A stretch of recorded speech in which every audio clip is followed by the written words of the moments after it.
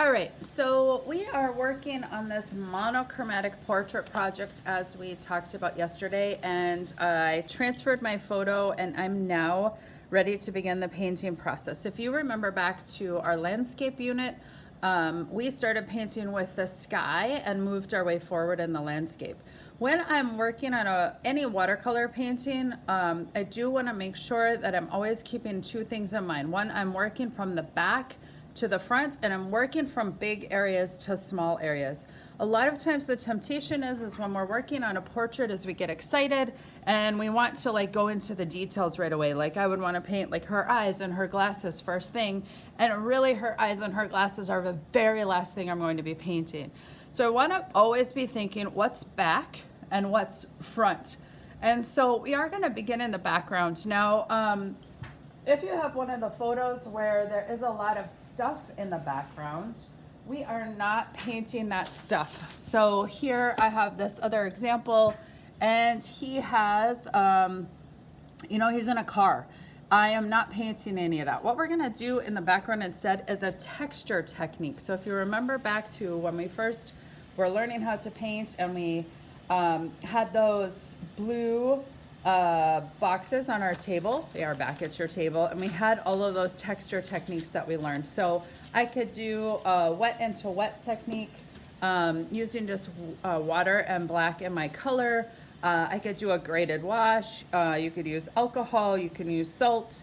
Remembering of course that we are painting just in a monochromatic color scheme. So I'm choosing my one color, and I will be adding black to make it darker, and I will be adding water to make it lighter. So in this example, I do have my background finished. I'm using the cadmium red light, which is the one we're calling orange for this particular project. So that is this color.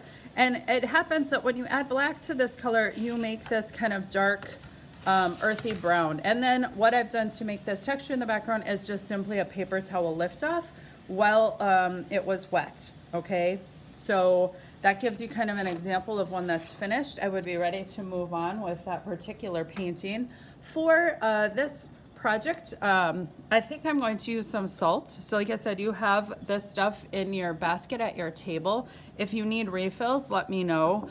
I do also recommend that you think about the contrast, right? If your person has, if you make your background too dark, your person could fade in. If you make it too light, your person could fade in. So I want to think about like what kind of value structure does my portrait have, and kind of plan my background accordingly. I also want to make sure that I'm not using a background that's going to end up too busy and distract from my portrait itself. So I don't recommend necessarily using, for instance, we learned how to stamp with watercolor. I don't recommend using stamping as a background technique. Just because it will end up a little bit busier than you want your portrait to stand out, not your watercolor technique to stand out. So what I'm going to do is I've chosen to use the rose red deep for this particular portrait. So I am pulling some of that paint out here onto my palette, and I'm mixing water in. I want my background to be quite light, and so I'm just adding more and more water. And I'm going to start up here near her hair, knowing that I'm going to end up adding black to her hair, so the value is darker. I am not completely worried about this being too dark, but I do think that I want to use some salt in the background. I am going to add that, I think, mostly at the bottom. So you can see that I'm very carefully painting around the edge of my portrait, making sure to get these little sneaky background areas if your person's wearing glasses. Get in some more paint,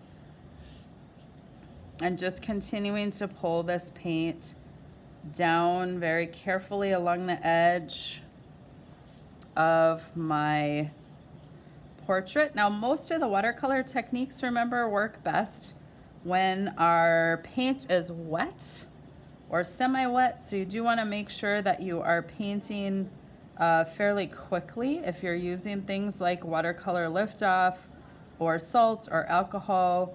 Like if I wait too long, those techniques don't work anymore. So I am going to make this bottom section a little darker because I've kind of decided I'm going to have that sort of be where my salt mostly is. So just pulling in darker, not adding black darker, but darker, just more of the paint color darker. And adding in a little more water just to kind of increase the intensity of the color down here in this corner. And then I'm going to sprinkle a little bit of my salt in. This would be now when I would use alcohol if I was using alcohol, or this is when I would do some paper towel lift if that was my plan for my project. Remember, the salt shouldn't completely cover. Less is more in terms of the salt technique, and I won't fully know what this looks like until my paint is dry. So because my portrait was half and half, I obviously am able to do one half of my background first and add the salt, and then now I'm going to do the other half of the background in a similar fashion.